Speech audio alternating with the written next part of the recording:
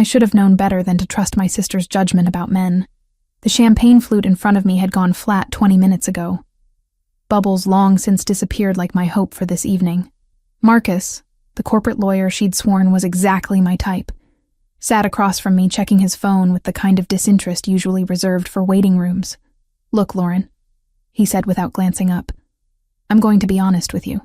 My firm's senior partner set this up through your sister because apparently I need to appear more socially engaged for the holiday season." He finally looked at me, his expression completely devoid of shame. "You seem nice and everything, but I have a girlfriend. Well, sort of. It's complicated. Anyway, this was never going to be an actual date." The restaurant buzzed around us with holiday cheer. Garlands wrapped around columns, candles flickered on every table, and a piano player in the corner worked through a jazz version of Silent Night. I'd worn the emerald green dress I'd been saving, the one that made my red hair look intentional instead of accidental. I'd turned down my firm's Christmas party for this. "You couldn't have mentioned this before I ordered appetizers?" My voice came out steadier than I felt. "Yeah, about that." He stood, straightening his tie. "I'm going to head out. You can stay, enjoy the food. I'll cover the bill on my way out.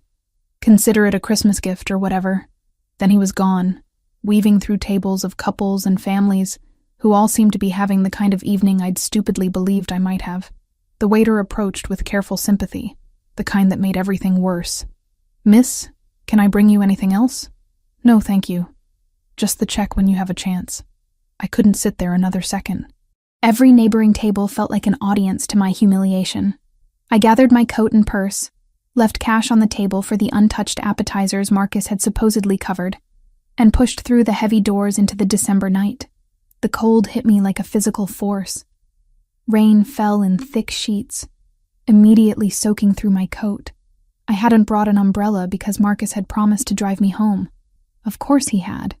I pulled my coat tighter and started walking, my heels clicking against wet pavement as I tried to remember where the nearest subway entrance was.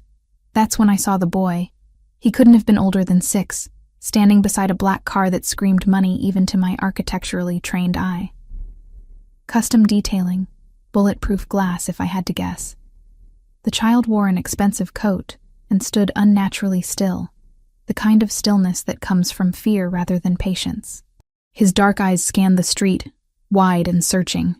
My first thought was that he'd gotten separated from his parents.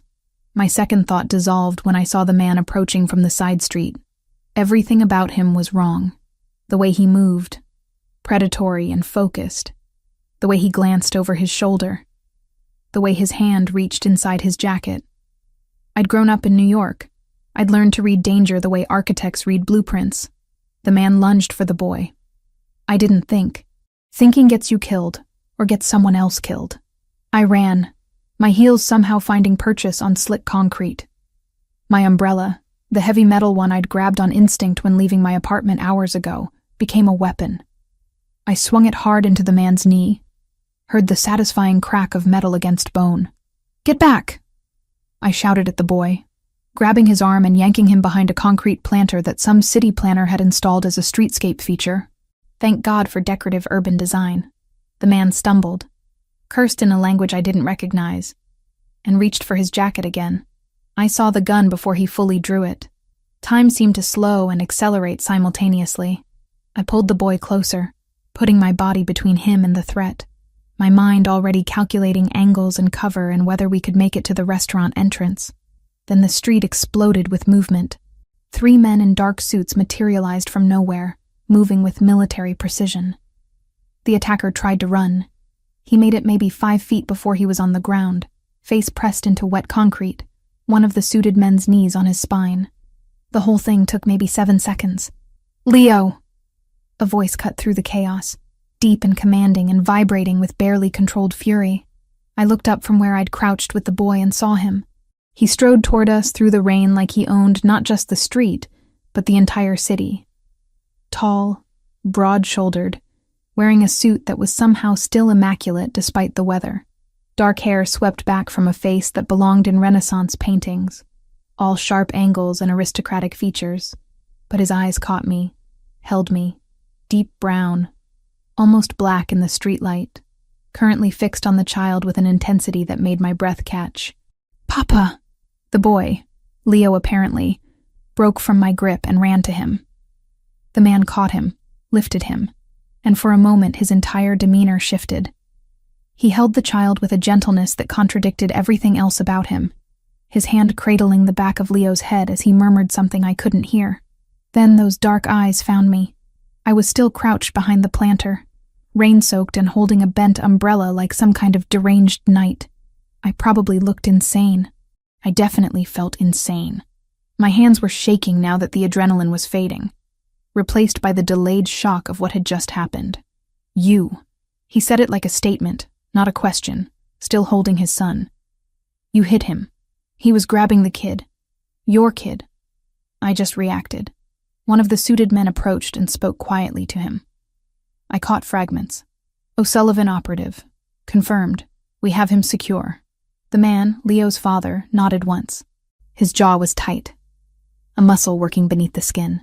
He set Leo down carefully, kept one hand on his shoulder, and took 3 steps toward me. "You put yourself between my son and an armed man." I didn't know he was armed until after. The truth felt important somehow. I just saw someone trying to take a child. Most people would have run. He studied me with an unsettling focus, like he was cataloging every detail. My wet hair, my ruined dress, the umbrella still clutched in my white-knuckled grip, or called for help, or done anything except attack. I'm an architect. We solve problems. It was a ridiculous thing to say. I was babbling now, shock making me stupid. I saw a problem. I had a tool, basic logic. Something flickered in his expression. Amusement, maybe, or assessment. "What's your name?" "Lauren. Lauren Cole." "Anthony Ravellini." He said it like I should recognize it. I didn't, but I filed it away. "This is my son, Leo." I looked down at the boy, who was staring at me with huge eyes. He said something in what sounded like Italian, fast and urgent, tugging on his father's sleeve. Anthony responded in the same language, his voice softer. Then he switched back to English. "He says thank you. He says you were brave." He was braver. He didn't panic. I finally stood, my legs unsteady. "Is he okay? Are you okay, sweetheart?" Leo nodded, then surprised me by stepping closer. He said something else in Italian, longer this time, looking between me and his father. Anthony's expression shifted into something I couldn't read. "He wants to know if you're hurt." "I'm fine, just wet." I tried to smile, though my face felt frozen, and my umbrella might be done for. "I'll replace it." Anthony gestured to one of his men. "Marco, get the car. Miss Cole is coming with us." "That's not necessary. I can just grab a cab and—" "You just saved my son from an O'Sullivan operative." The way he said that name made it clear it meant something significant. "The street isn't safe right now. You're coming with us." It wasn't a request. Something about his tone made arguing seem pointless, possibly dangerous. Besides, Leo was still looking at me with those wide, trusting eyes, and walking away from a 6-year-old I'd just defended felt wrong on some fundamental level. The car that pulled up was even more impressive up close. Black, sleek, definitely bulletproof. Marco, the driver, opened the back door, and Anthony guided Leo inside before turning to me. "After you." I climbed in, immediately struck by the warmth and the scent of expensive leather. Leo was already buckled in the middle seat. Anthony slid in beside him, filling the space with his presence. As the car pulled away, I saw other vehicles following. Security, clearly. How many people traveled with this level of protection? What kind of man needed armed guards and bulletproof cars? "Where am I taking you?" Anthony asked. "Queens. I can give you the address." "You live alone?" The question should have felt invasive. Somehow it just felt practical. "Yes." He nodded, already typing something on his phone. Probably running a background check, I realized with a weird detachment. Normal people don't have the resources to run immediate background checks. Normal people don't have armed security details. Normal people's children don't get targeted by people with names like O'Sullivan operatives. "Papa." Leo spoke quietly, in English this time. He looked at me, then at his father, then back to me. "Can I ask her something?" In English, so she understands. Leo turned those serious eyes on me. 6 years old, but with the gravity of someone much older. Are you scared now? A little, I admitted, but more just confused. This has been a really strange night. You were on a date? He said it matter-of-factly. Your dress is pretty, like Christmas trees. I laughed, surprised by the observation. Thank you. The date didn't go well, though. Why not? Leo, Anthony said quietly. That's personal. It's okay. I looked at the boy. Something about his directness refreshing after Marcus's calculated rudeness. The man I was supposed to meet decided he didn't actually want to be there. So he left. That's rude. Leo frowned. Mama always said rudeness is when people forget kindness on purpose. The use of past tense didn't escape me. Mama, not Mama, says. Anthony's expression shuddered completely. Your mama sounds like she was very wise, I said carefully. Leo nodded seriously. She died when I was 4. I still remember some things she said, though. My chest tightened. I'm glad you remember. Those are good things to keep. We rode in silence for a moment. The city passed outside, holiday lights blurring in the rain. I should have felt more anxious. Sitting in a car with strangers, heading into the unknown. Instead, I felt oddly calm. Maybe I was in shock. Maybe I'd officially lost it. Then Leo spoke again, his voice small but clear. Papa says we have to be careful all the time because bad people want to hurt him sometimes. That's why Marco and the others are always around. Leo. Anthony's voice held a warning. But she already knows now, doesn't she? Leo looked at his father with startling maturity. She saw the bad man. She helped me. So she's not a stranger anymore, right? Anthony studied his son, then looked at me. My line of work creates certain complications. Security is necessary. What line of work? I asked, though part of me already knew I didn't want the answer. Logistics? Import? Export? Supply chain management? He said it smoothly, but there was something underneath. A layer of truth he wasn't sharing. The O'Sullivans are competitors who don't always compete fairly. That was the understatement of the century, I was sure. And they target children? They target leverage. His voice went cold. My son is leverage. The car turned onto a quieter street. Through the rain-streaked windows, I could see we were heading toward a part of Manhattan I definitely couldn't afford to visit regularly.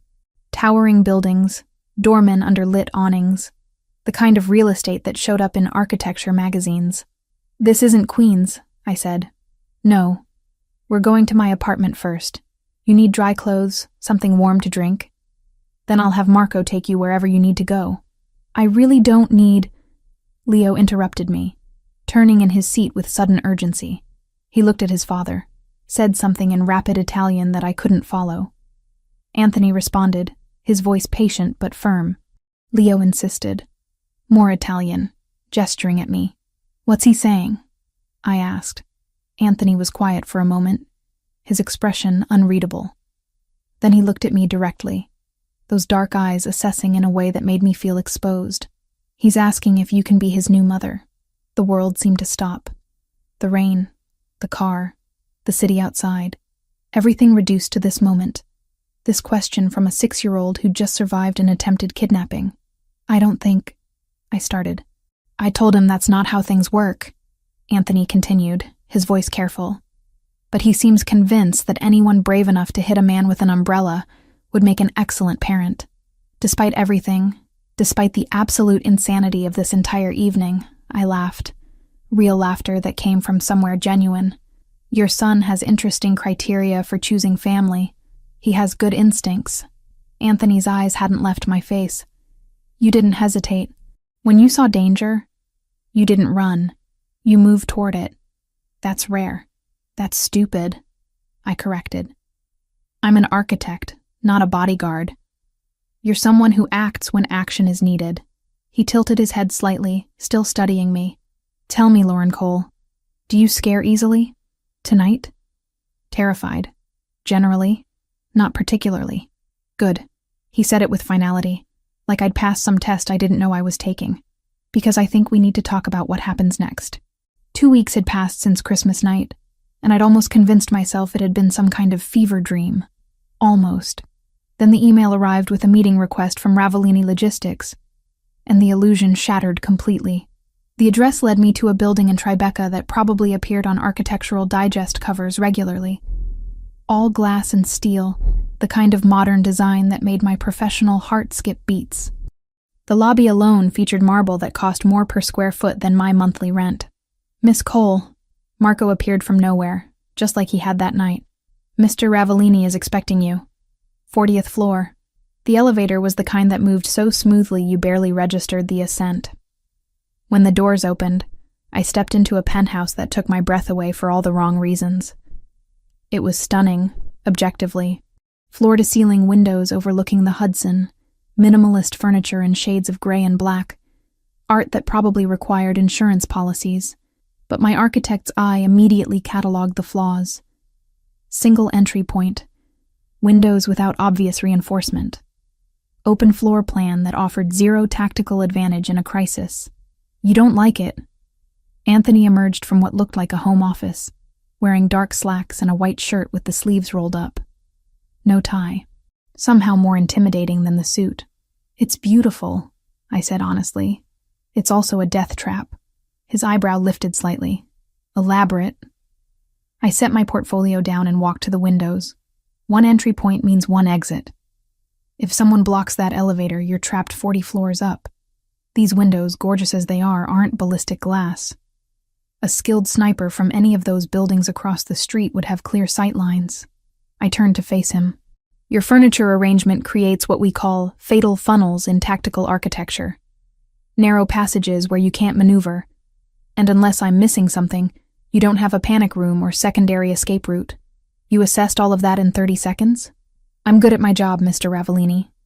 "Anthony." He moved closer, studying me with that same intensity from the car. "You refused the reward money I sent. I don't take payment for doing the right thing. Most people would have cashed the check and bought themselves something nice for Christmas." He gestured to a seating area. "Sit. We need to talk." I sat, keeping my posture professional despite the way he looked at me. Like I was a blueprint he was trying to read. "I have a problem," Anthony said, settling into the chair across from me. "Multiple problems, actually, but one you might be able to help with. I'm an architect, not a bodyguard. I'm aware. But you're also a woman who kept her head during an attempted kidnapping, who thinks tactically, and who my son hasn't stopped talking about for 2 weeks. He leaned forward, elbows on his knees. "Child Protective Services has been investigating me. Anonymous complaint claiming Leo is in an unstable environment, that a single father in my line of work can't provide adequate care. That's ridiculous. He seemed well-adjusted, well cared for. You spent 20 minutes with him. CPS needs more convincing." His jaw tightened. "I have a business deal closing in 3 months. A legitimate port acquisition that will finally move my operations fully above board. The O'Sullivans want that port. They're using every tool they have to destabilize me, including threatening my custody of Leo." I was starting to understand. "You need to appear more stable, more family-oriented." "I need a wife." He said it bluntly, or at least the appearance of one. 2 years, fully compensated, separate bedrooms, a generous settlement when it ends. My first instinct was to laugh. My second was to be offended. "You want to hire me to play house? I want to hire you to provide Leo with the stable maternal figure CPS is looking for, and to help me secure my son's future." He pulled out a folder, slid it across the coffee table. "This is what I'm offering." I opened it. The number made my vision blur. More money than I'd make in 5 years. Maybe 10. "That's generous," I managed. "But I'm not interested in being anyone's decorative wife, real or fake." "Then what are you interested in?" I closed the folder and met his eyes. "I'm interested in doing the kind of work that matters.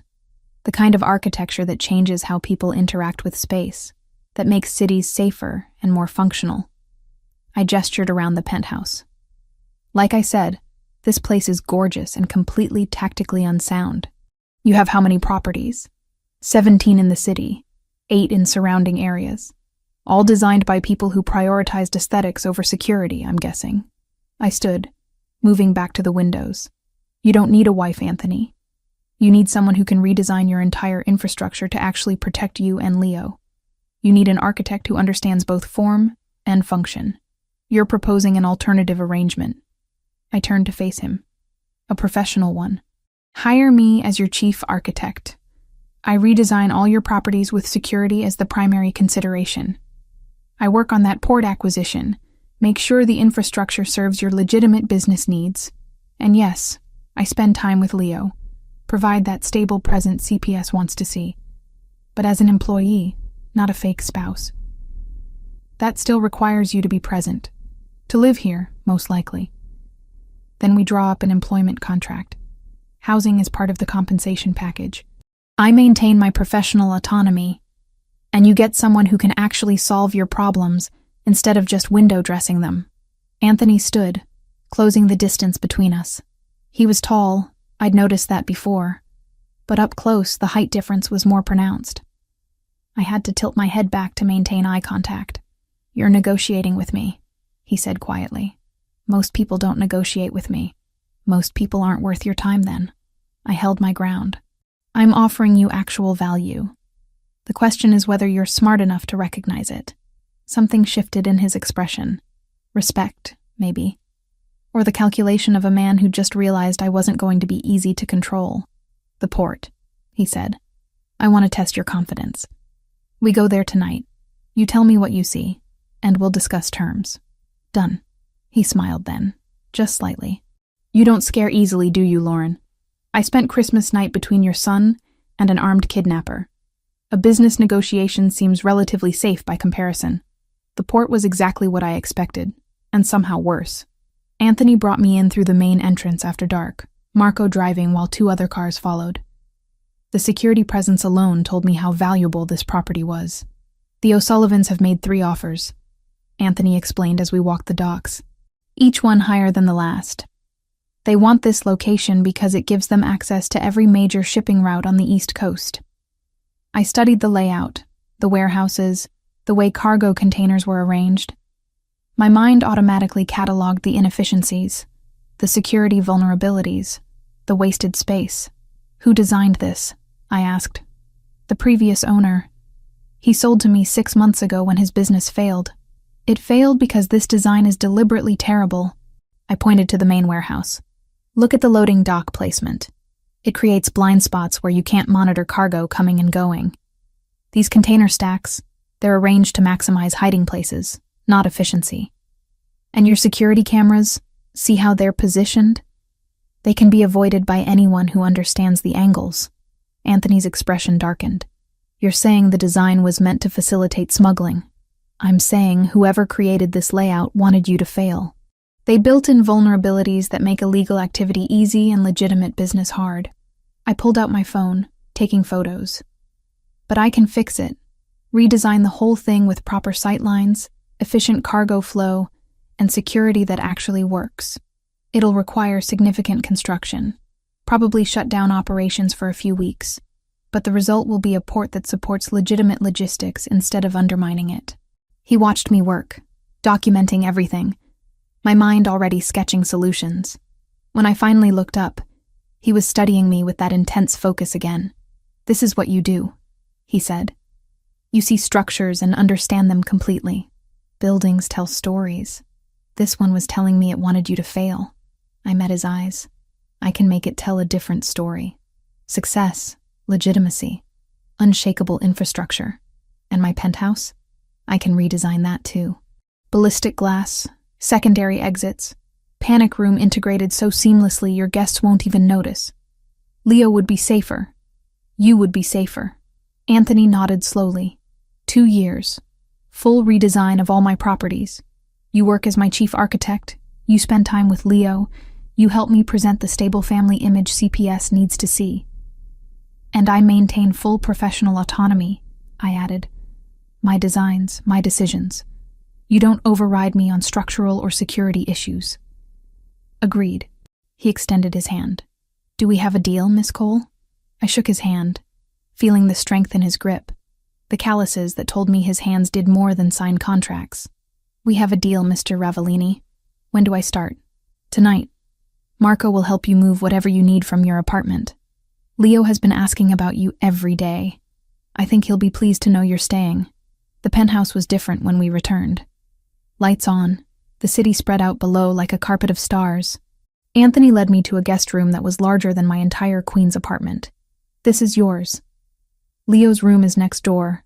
Mine is at the opposite end. Privacy for everyone. Where is Leo? Asleep. It's nearly 10, but he'll want to see you in the morning. Anthony paused at the door. Lauren, thank you. For this. For helping him that night. For agreeing to this arrangement. Thank you for respecting that I'm more than just a prop in your stability campaign. He smiled, genuine this time. You're definitely more than that. Good night. I spent an hour unpacking the essentials Marco had retrieved, my mind still racing with design possibilities. Then I heard it. A small sound from the next room. Crying, muffled but unmistakable. I didn't think. I moved to Leo's door, knocked softly, and pushed it open. He was sitting up in bed, tears streaking his face, clutching a stuffed elephant. When he saw me, his eyes went wide. Miss Lauren? Hey, sweetheart. I heard you crying. Are you okay? Bad dream. His voice was so small. Papa usually comes, but I think he didn't hear me. Do you want me to get him? Leo shook his head. Can you stay? Just for a little bit? I sat on the edge of his bed. Of course. What was the dream about? The bad man. From before. He came back. My chest tightened. Of course he was having nightmares. He'd survived a kidnapping attempt 2 weeks ago. He can't come back, Leo. Your papa and Marco and all the others. They make sure you're safe. And you. He looked at me with those serious eyes. Papa said you're staying now. Is that true? It's true. I'm going to be working for your papa, helping make all his buildings safer. Including this one. So the bad men can't get in? So the bad men can't get in. I confirmed. Leo was quiet for a moment. Then he asked, Can we build something? When I'm sad. Mama used to build things with me. We'd make towers or houses or forts. It made the sad smaller. What do you want to build? His face brightened slightly. A fort. A really big one. We spent the next hour constructing an elaborate fort using every pillow, blanket, and cushion in his room. Leo's instructions were surprisingly detailed, his little hands helping arrange the structure. By the time we finished, we'd created something that could have passed for architectural installation art. It's perfect, Leo declared, crawling inside. Will you stay until I fall asleep? Absolutely. I sat beside the fort while he settled in, his stuffed elephant tucked under his arm. Within minutes, his breathing evened out, peaceful for the first time since I'd entered the room. You're good with him. Anthony's voice came from the doorway, quiet so as not to wake Leo. He hasn't slept through the night since the incident. His therapist says it'll take time. He needed to feel safe, to have control over something. I looked at the fort. Building helps. Creating order out of chaos. Is that why you became an architect? Partially. I stood, following him out into the hallway. I like the idea that you can design safety into structures, that you can create spaces where people can just exist without fear. Anthony looked back at his son, sleeping peacefully in his makeshift fortress. I want that for him. A life without fear. Then we'll build it. I said simply. One structure at a time. 3 weeks of living in Anthony's penthouse had created a routine I hadn't expected. Mornings with Leo, reviewing blueprints over coffee while he built elaborate structures with his blocks. Afternoons consulting with contractors about the port redesign. Evenings where Anthony would return from whatever he did during the day, and the three of us would have dinner like some strange approximation of a family.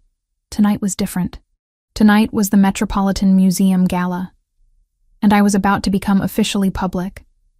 The dress arrived that afternoon, delivered in a box that probably cost more than the contents. Emerald green silk that caught the light like water, cut in a way that was elegant without being revealing. A note in Anthony's precise handwriting. For tonight. The color suits you. I'd spent an hour getting ready, my hands steadier than I expected. This was just another performance. Another part of the job. Except when I looked in the mirror, I barely recognized myself. The woman staring back looked like she belonged in Anthony's world. You look like a princess, Leo announced from my doorway, already in his pajamas. Papa's going to think you're really pretty. Thank you, sweetheart. Are you okay staying with Marco tonight? Marco lets me stay up late, and we watch movies Papa says are too violent. He grinned conspiratorially. But don't tell Papa. Your secret's safe with me. Anthony was waiting in the living room, and I had to pause at the threshold. He wore a tuxedo that was probably custom-made, his dark hair styled back, looking every inch the dangerous man he was. When he saw me, his expression shifted into something I couldn't quite name. You approve? I asked, keeping my voice light. You look perfect. He moved closer, pulling a small box from his pocket. One more thing. Inside was a necklace, emerald set in platinum that probably required security to transport. Anthony, this is too much. You're appearing as my partner tonight. The O'Sullivans will be watching. CPS will hear about this. Everyone will be assessing whether we're legitimate. He moved behind me, fastening the necklace with surprisingly gentle fingers. We need to look like we belong together. The weight of the stone settled against my collarbone, cool and heavy. And do we belong together? Tonight we do. His hands lingered on my shoulders for a moment before he stepped back. Ready to face the lions? The Metropolitan Museum transformed for the gala looked like something from a film. Hundreds of guests in evening wear, champagne flowing, a string quartet playing near the Temple of Dender. The architecture alone was worth studying, but I was too focused on the social navigation ahead. Anthony's hand settled on the small of my back, possessive, but not constraining. Stay close. If you feel uncomfortable, tell me. We'd barely made it through the entrance when I saw him. Marcus, the lawyer from my disastrous blind date, holding court with a group of similarly polished professionals.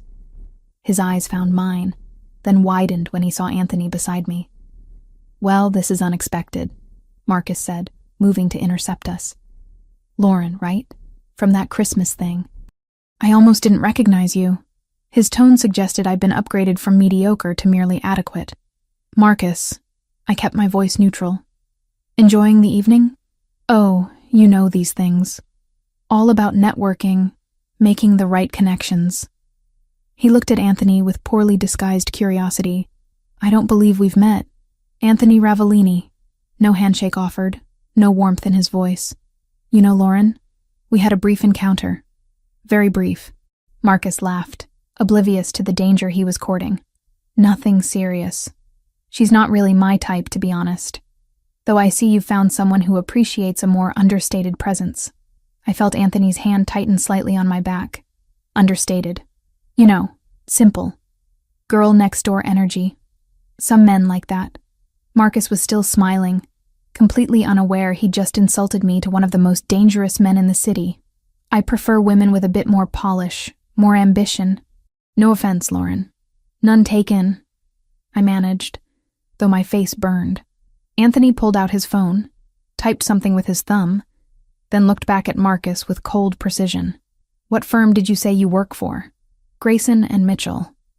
Senior associate, actually. We handle corporate litigation for some very high-profile clients. Interesting. Anthony's phone buzzed.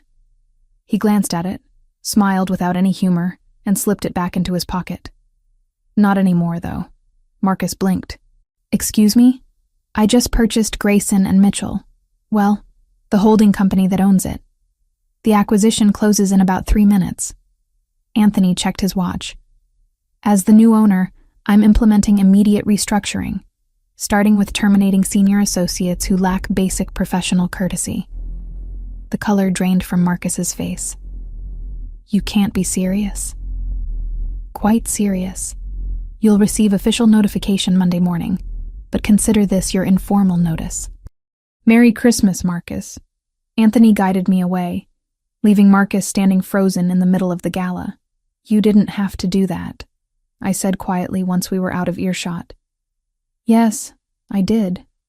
Nobody insults you in front of me. His voice was matter of fact. He's lucky I stopped at his career. We moved through the crowd, Anthony introducing me to various business associates with careful precision. I was his architectural consultant, his partner in the port development, the woman who'd changed his perspective on infrastructure design. Each introduction felt choreographed, a performance for an audience I couldn't entirely see. Then we danced. The quartet had shifted to something slower, couples filling the space near the temple. Anthony's hand found mine, his other settling at my waist. and we moved into the rhythm with unexpected ease. "You dance well," I observed. My mother insisted. She said a man who couldn't dance was a man who couldn't lead. His expression softened slightly. "She died when I was 17. Leo never got to meet her. I'm sorry. She would have liked you. She valued people who acted instead of just talked." He spun me gently, the emerald dress catching light. "You're doing well tonight. Better than I expected. Did you expect me to embarrass you? I expected you to be yourself, which happens to be exactly what this situation needs." His phone buzzed against my back where his hand rested. He glanced down, read something, and his entire demeanor changed. The warmth vanished, replaced by cold calculation. "What is it?" I asked. "Marco confirms O'Sullivan presence. At least 6 of them scattered through the event." His eyes scanned the crowd. "They're here for a reason." I followed his gaze, trying to identify threats among the elegantly dressed guests. That's when I noticed it. The emergency exit sign near the east entrance, the one pointing toward what should be a corridor leading to the street. "Anthony, that map is wrong." "What?" "The emergency exit map. I studied the Metropolitan's architectural plans when I was in grad school. That corridor doesn't lead where that sign indicates." I kept my voice low, kept smiling like we were having a normal conversation. "Someone altered it. If there's an evacuation, people will be funneled into the wrong area." His grip on me tightened. "Are you certain?" "I'm an architect. I know this building's layout. That sign has been deliberately changed. I noticed them then, positioned strategically. Men in suits that fit too well, standing near the false exits, watching the crowd with predatory patience. There, and there, they're waiting near the wrong exits. If they cause a panic, everyone rushes to those exits." Anthony's mind was already working through the scenario. "They can target specific people in the chaos, or worse. We need to leave. Quietly, without triggering the evacuation they're clearly planning. The front entrance is too exposed." "Then we don't use the front entrance." I pulled back slightly, meeting his eyes. "I know this building. I know the original architecture, before the modern renovations. There are service corridors, maintenance access, staff passages from the 1800s that most people don't even know exist. Can you get us out without being noticed? Follow my lead, and trust my engineering." We separated from the dance floor casually, as if heading toward the refreshments. Instead, I guided Anthony along the perimeter, staying close to the walls where shadows offered cover. I found what I was looking for near the Roman statuary, a service door marked staff only that most guests wouldn't even register. "This way." I pushed through, Anthony close behind me. The corridor beyond was narrow, lit by harsh fluorescents that contrasted sharply with the gala's elegant atmosphere. I moved quickly, my heels clicking on tile, following a mental map I'd studied years ago. "Where are we going?" Anthony asked. "Original maintenance access." The museum was designed with multiple hidden passages for staff to move exhibits and supplies without disturbing guests. Most were sealed during renovations, but the structural bones are still there. And I turned left at an intersection, then right, navigating by memory and architectural logic. We passed through what looked like storage areas, then down a set of stairs that belonged to another century. The walls changed from modern drywall to original stone, and I knew we were in the oldest part of the structure. "You really do know every building," Anthony observed. "I really do." We reached a heavy door, and I pushed it open carefully. Cool night air hit us, along with the sounds of the city. We'd emerged in a narrow alley behind the museum, away from the main entrance where valets and guests congregated. Anthony immediately pulled out his phone. "Marco, we're in the service alley, east side. Pick us up now." He looked at me while he waited. "How did you know that route would work?" Historical architecture was my specialty. I wrote my thesis on integrating modern security needs with historical preservation. I pulled my wrap tighter against the cold. Old buildings have secrets. You just have to know how to read them. Marco arrived within 2 minutes, the black car sliding into the alley with precision. We climbed in, and Anthony immediately started issuing orders to his security team through his phone. When we reached his building, Marco pulled into the underground garage and stopped near Anthony's personal vehicle. That's when I saw it. "Anthony, don't get out yet." "What?" I pointed to the underside of his car, visible from our angle. A small device, clearly not part of the original design, attached near the rear axle. That wasn't there this morning when we left. Anthony's expression went ice cold. He gestured to Marco, who approached the car carefully. After a moment, Marco pulled the device free and brought it back to our vehicle. GPS tracker, Marco confirmed. Active signal, professional grade. Anthony took it, examined it with controlled fury. Someone on my team placed this. Someone with access to my personal garage, my personal vehicle. There's a traitor in your organization, I said quietly. Someone who knew we'd be at the gala, who knew which car we'd take, who had the opportunity to plant this. Everyone who works for me has been vetted. Thoroughly. Then someone got to them. Or someone's been playing a longer game than you realized. I looked at the tracker in his hand. The O'Sullivans didn't just show up at the gala hoping to cause chaos. They knew you'd be there because someone told them. They altered that emergency map because someone with inside knowledge gave them building access. This isn't random, Anthony. Someone close to you is feeding them information. He was quiet for a long moment, staring at the device. When he finally spoke, his voice was carefully controlled. Marco, take Lauren to the Catskills property. The secure one. The one only 5 people know about. I'm not going anywhere, I protested. We need to figure out who... You became a target the moment you walked into that gala on my arm. The moment you appeared in public as my partner. He looked at me, and for the first time I saw genuine fear in his eyes. They'll use you to get to me, Lauren. I won't let that happen. So you're sending me away while you investigate. I'm keeping you safe while I handle this. There's a difference. And Leo? Leo goes with you. Both of you. Away from the city. Protected by people I trust absolutely. He held my gaze. Please, don't fight me on this. I wanted to argue. I wanted to insist I could help. That running solved nothing. But I also understood tactical retreat. Knew when staying was bravery, and when it was stupidity. How long? A few days. A week at most. Just until I identify the leak and eliminate the threat. He reached out, touched my cheek briefly. You saved us tonight. Let me return the favor. Marco drove us back upstairs to collect Leo and some essentials. Within an hour, we were in a different vehicle heading north out of the city. I watched Manhattan disappear behind us, the skyline glittering against the night sky. Leo was asleep in the seat beside me, his head resting on my shoulder, completely trusting. Anthony had stayed behind to begin his investigation, to root out whoever had betrayed him.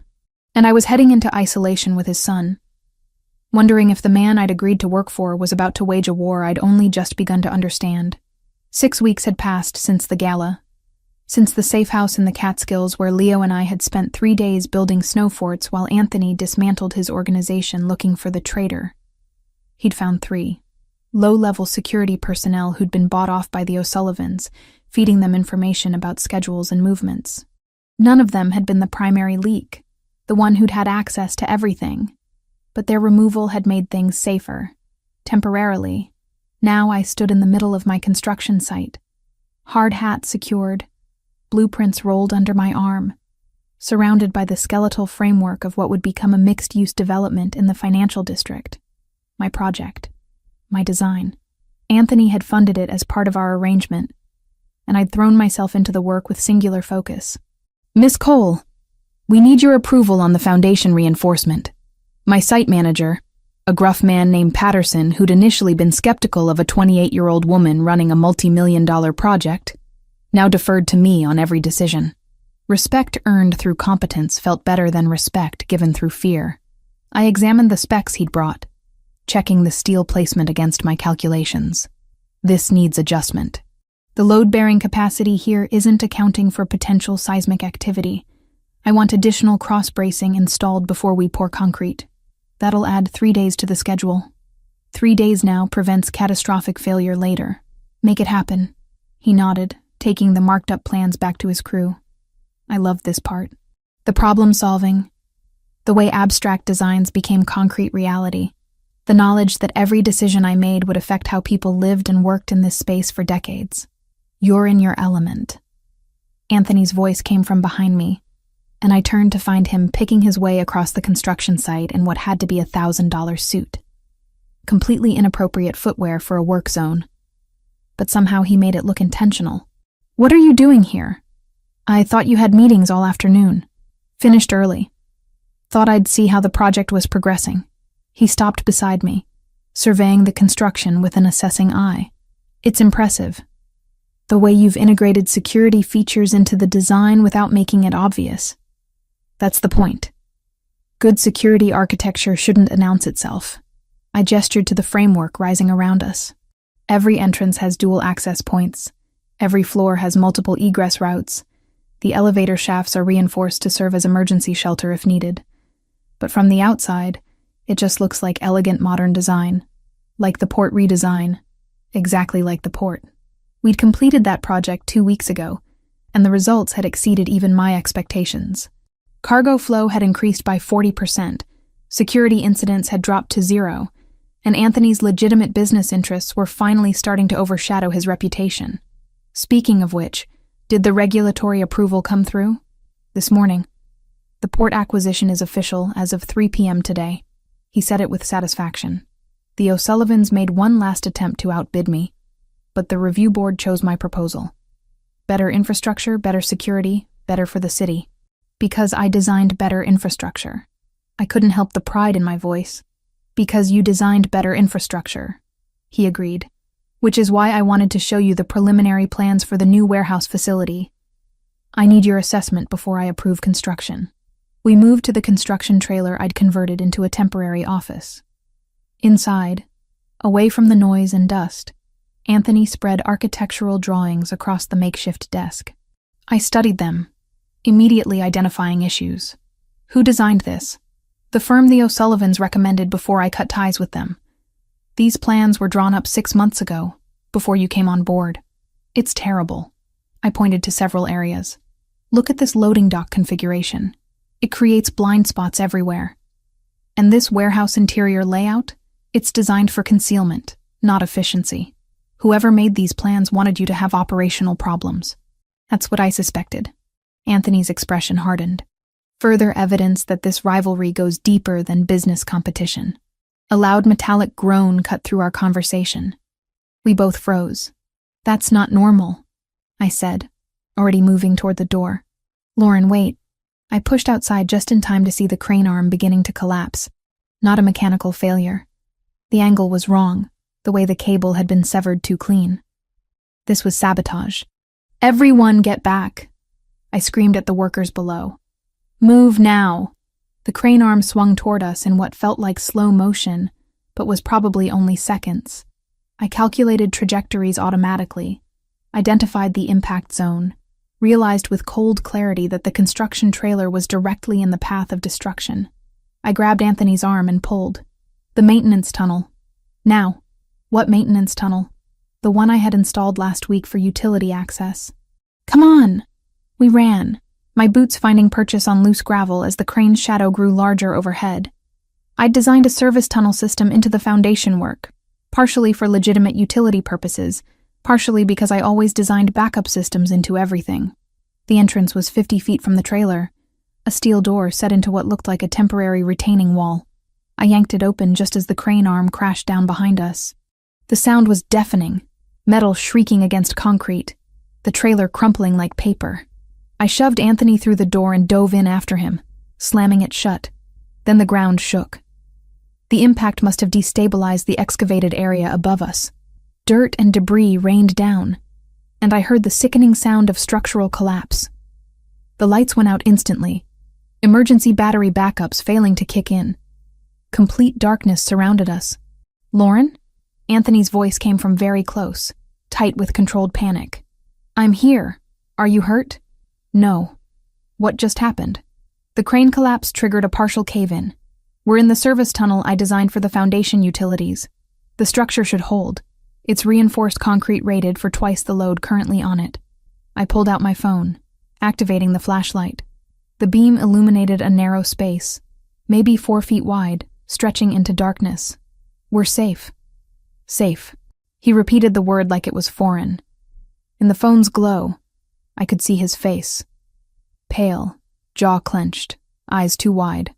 "We're trapped underground. We're sheltered underground." There's a difference. I swept the light around, assessing our situation. Debris had collapsed both ends of our section of tunnel, but the walls and ceiling were intact. The rescue crew will dig us out within the hour.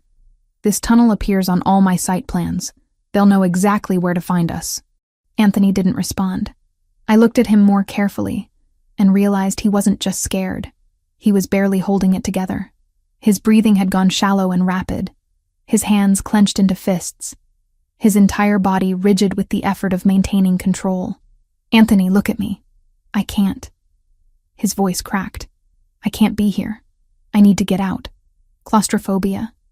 The weakness he'd mentioned once in passing. The fear he'd never fully explained. And here we were, trapped in a confined space underground. And the most dangerous man I knew was falling apart. "Anthony," I used my firmest voice, the one I used with contractors who questioned my judgment. "You need to listen to me right now." "Can you do that?" "Lauren, I can't breathe. The walls are structural grade concrete reinforced with steel rebar. They're not moving.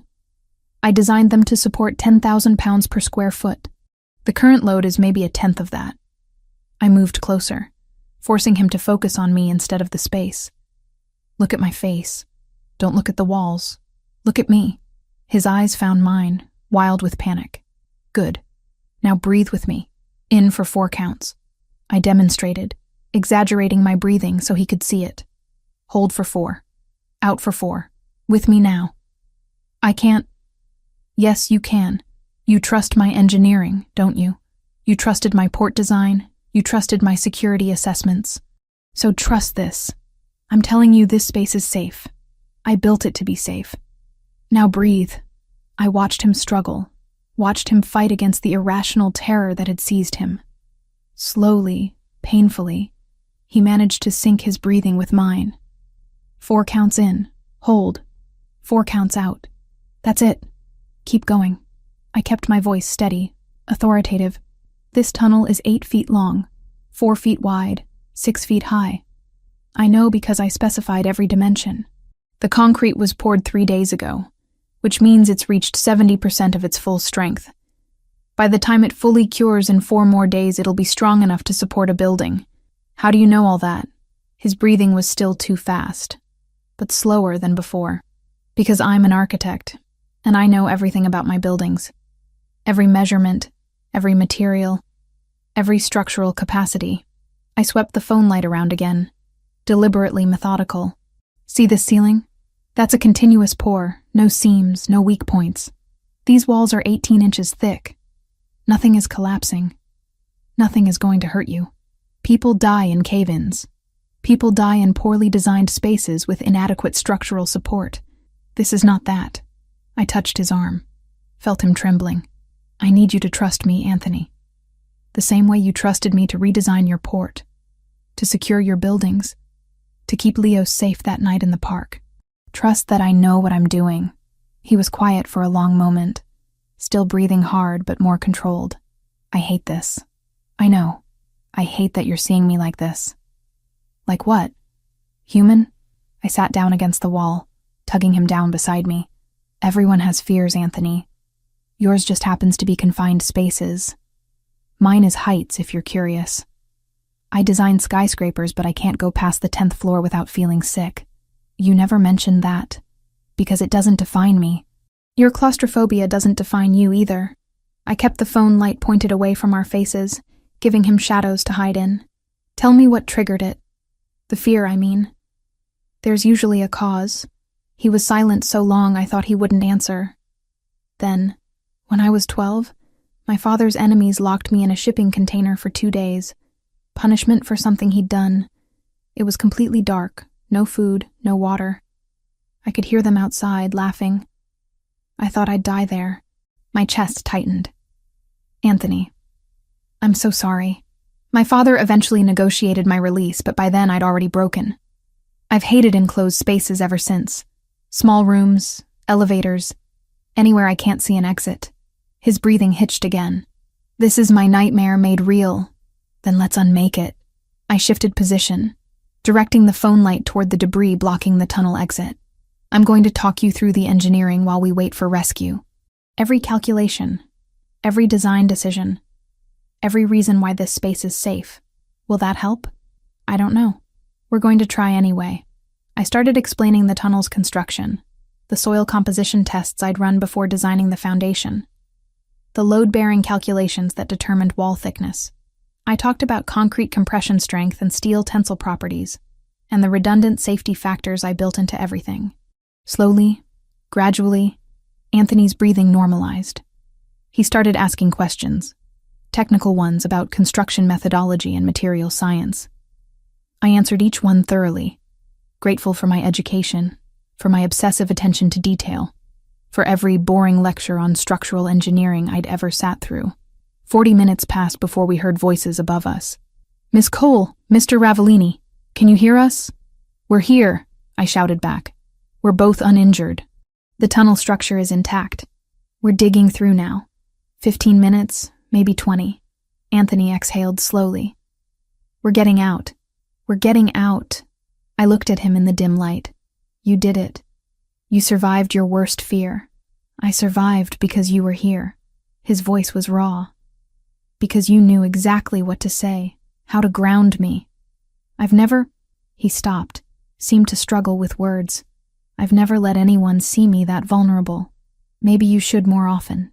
"Vulnerability isn't weakness, Anthony. In my world it is.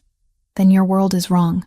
The rescue crew broke through 12 minutes later, and fresh air and daylight flooded the tunnel. I'd never been so grateful for open sky. They pulled us out one at a time, medics immediately trying to check us over. I waved them off, more concerned with the crane collapse.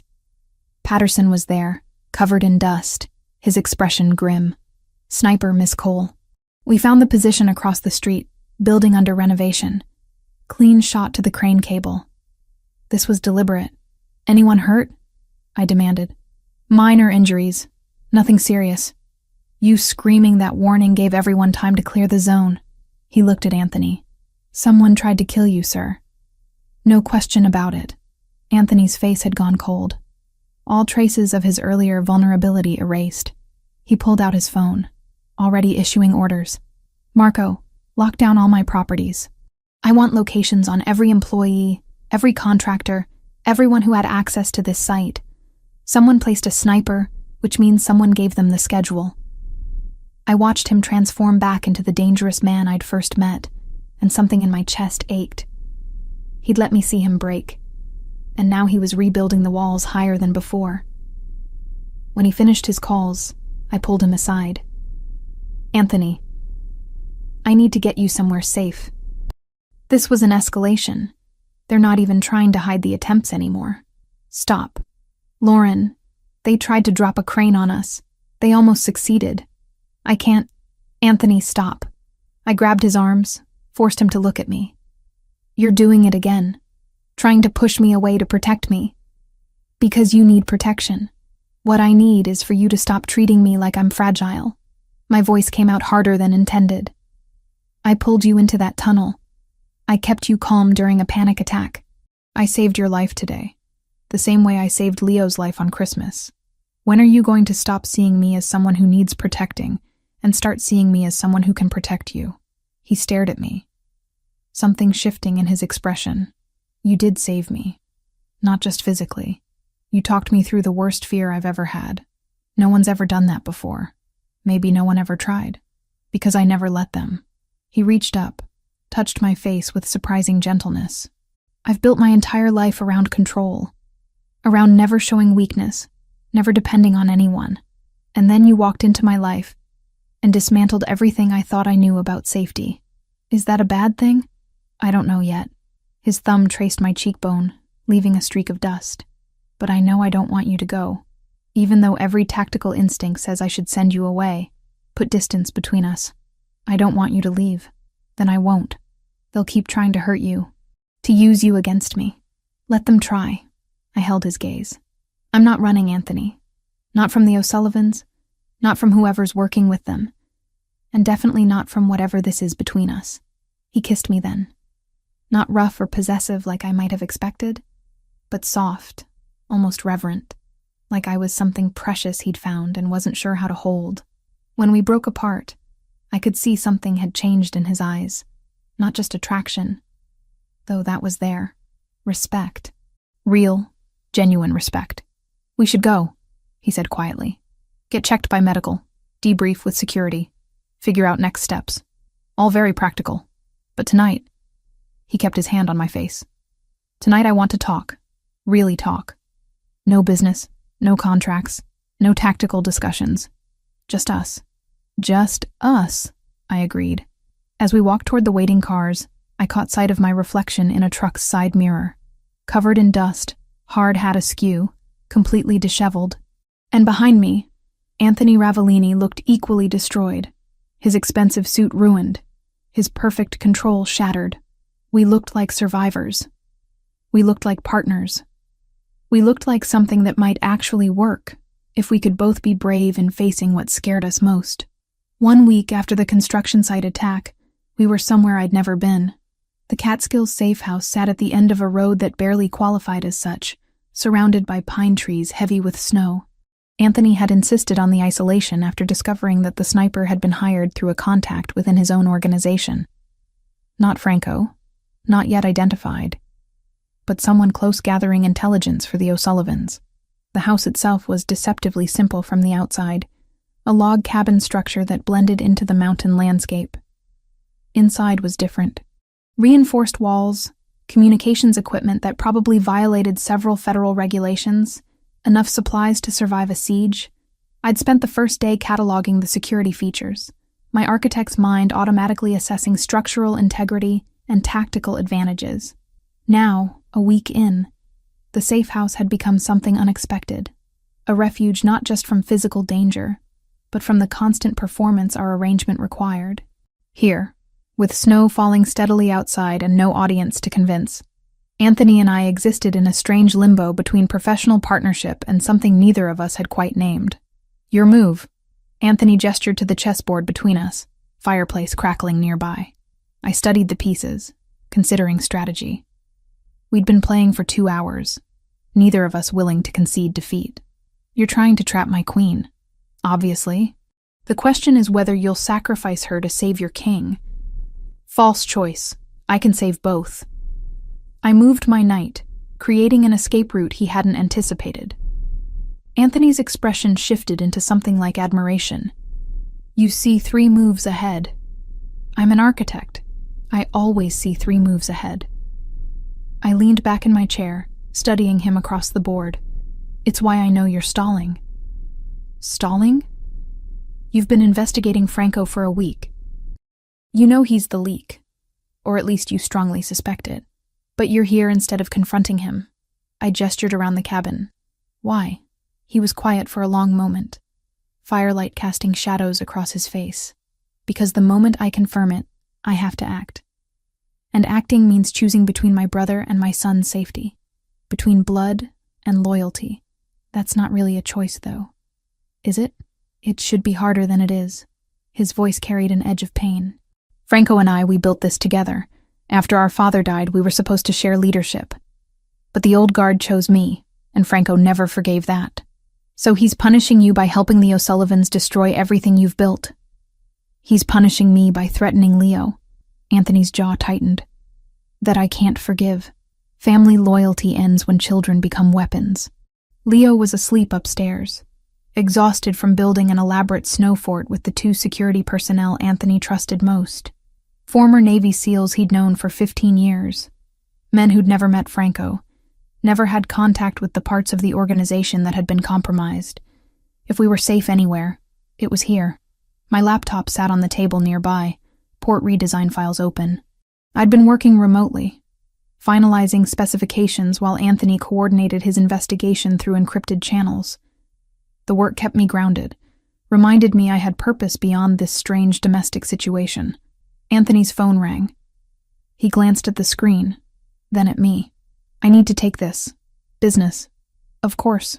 He moved toward the back office while I turned my attention back to the chessboard, analyzing the position. 3 moves to checkmate if he didn't see my strategy. 4 if he did. His phone rang again. Different ringtone.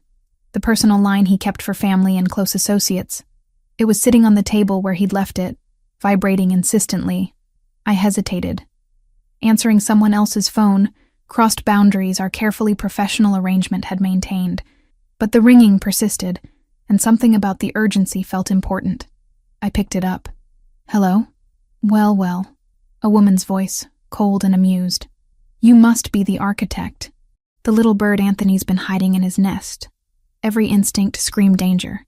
"Who is this?" "Tell your dear Anthony that we already have everything we need." Franco was very generous with information. Port designs, access codes, offshore account numbers. Everything. The woman's laugh was sharp. "The port will be ours in 72 hours. There's nothing he can do to stop it now." The line went dead.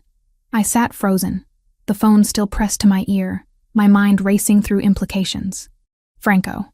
It was confirmed. Anthony's brother had sold him out completely, had handed the O'Sullivans everything they needed to destroy his legitimate business interests. "Lauren?" Anthony emerged from the office, saw my expression, moved quickly to my side. "What happened?" "Someone called. A woman. She said Franco gave them everything. The port designs, the accounts, all of it." I handed him the phone, my hand steadier than I felt. "She said they'll have the port in 72 hours. He checked the call log, his face going carefully blank in that way that meant he was barely controlling fury. "O'Sullivan contact line. They wanted us to know. Wanted to gloat." He set the phone down with deliberate care. "Franco, I'd hoped I was wrong. I'm sorry. Don't be sorry for me. Be sorry for him." Anthony's voice was ice. "He chose this. He chose to betray not just me, but Leo, his own nephew." I stood, moved closer, uncertain what comfort looked like for a man whose brother had just committed the ultimate betrayal. "Tell me about him." "About Franco. Not the traitor, but before, when you were brothers." Anthony was silent so long I thought he wouldn't answer. Then he moved to the window, staring out at snow-covered darkness. He was 3 years older. After our father died, he thought he'd inherit leadership. He'd been groomed for it, trained, prepared. But the old families, they chose me instead. Why? Because I was willing to go legitimate, to transition the business into something sustainable. Franco wanted to maintain tradition, keep doing things the way our father had. The council saw me as the future, and him as the past. His reflection in the window looked haunted. I should have found a way to include him. Should have given him real authority, not just token positions. But I was young and arrogant, and convinced I knew best. So he resented you. He hated me. Hid it well, played the loyal brother. But the hate was always there. I just didn't want to see it. Anthony turned from the window. My ex-wife, Leo's mother. She left when she discovered what the family business really was. Not logistics and import-export, but everything underneath. The money laundering, the protection rackets, all of it. That's when you decided to go legitimate. That's when I realized I was becoming my father. Building an empire on foundations that would eventually destroy my son, the way they'd destroyed me. His expression was raw. She took the divorce settlement, signed away custody, and disappeared. Leo was 2 years old. He doesn't remember her. Not really. Just stories I tell him about a woman who couldn't handle our reality. That's not fair to her. Or to you. Fair doesn't matter. What matters is that Leo knows his mother chose money over him, and I've spent every day since proving I'd choose him over everything. Anthony's voice cracked slightly. Including my brother, apparently. I closed the distance between us, taking his hands. They were cold, despite the fire's warmth. You're not choosing Leo over Franco. Franco already made his choice when he sided with people who tried to kidnap your son. When he sold out the port project that would legitimize everything you've built. He chose his resentment over family. I know. Knowing doesn't make it easier. It's not supposed to be easy. If it were, you'd be the kind of man who doesn't deserve Leo's trust. I squeezed his hands. Anthony, I need you to hear something. I'm not here because of the money, the contract, the compensation, the projects. Those are all reasons I agreed to this arrangement, but they're not why I stayed. Why did you stay? Because Leo asked me to help him build a fort that first night. And you let me. Because you trusted me with the port redesign even though I criticized everything. Because you let me see you panic in that tunnel. And didn't hate me for witnessing your fear. I met his eyes directly. I stayed. Because you gave me purpose beyond designing buildings. You let me build something that actually matters. A family. His hands tightened on mine. This wasn't supposed to be real. It was supposed to be a business arrangement that benefited us both. I know. I've been trying not to feel this. Whatever this is. His voice dropped lower. Because everyone I trust eventually leaves. My father died. My mother died. My wife left. And now my brother betrayed me. Caring about people just means giving them power to destroy you. Or giving them the chance to save you. I moved closer. Closing the last space between us. I pulled you out of that tunnel, Anthony. I kept you breathing when panic was drowning you. I'm not running from whatever this is between us. The question is whether you're brave enough to stop running too. He kissed me then. And it was different from before. Not gentle or exploratory, but desperate. Like he was trying to prove something to himself. I kissed him back with equal intensity, pouring everything I couldn't quite articulate into the contact. When we broke apart, we were both breathing hard. 72 hours, he said finally. That's how long we have before Franco completes the transfer. I need to get back to Manhattan, access the main servers, block the transaction before it's finalized. Then we go back. Not we. Me. You and Leo stay here where it's safe. Anthony, please. He cupped my face with both hands. I just told you everyone I care about leaves or gets hurt. Let me protect you. Let me know you're both here, safe, while I handle this. I wanted to argue. Every instinct said we were stronger together, that splitting up was tactical stupidity. But I also understood his need to shield the people he loved from the violence he was about to unleash. The security team here. You trust them completely? James and Carter served with me in the Marines before I took over the family business. They've never worked with Franco. Never even met him. They're loyal to me personally, not to the organization. His thumb traced my cheekbone. They'll protect you both with their lives. 72 hours. You confront Franco, stop the transfer, come back.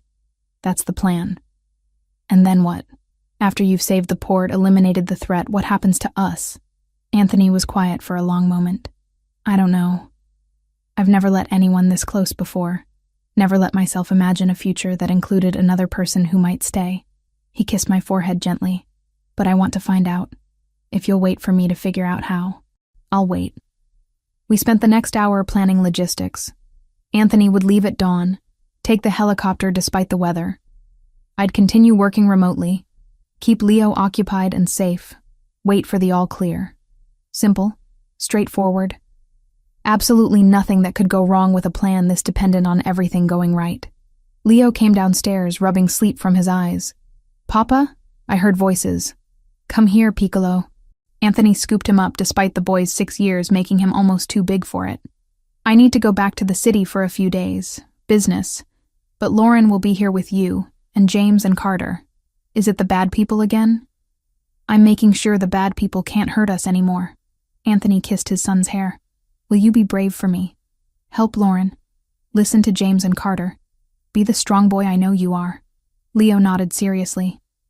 I'll protect Lauren. Like she protected me that night. That's my boy.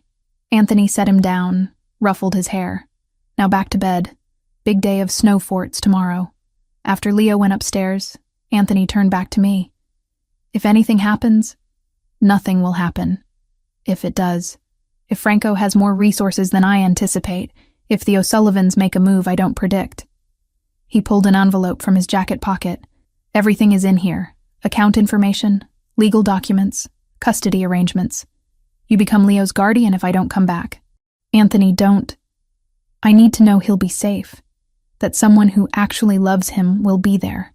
He pressed the envelope into my hands. Promise me. I promise. But you're coming back. I'm coming back. He agreed. Because I have a lot more to lose now than I did 3 months ago. Dawn came too quickly. I stood at the window watching the helicopter lift off through falling snow. Anthony's face visible for a moment before the aircraft banked and disappeared into gray sky.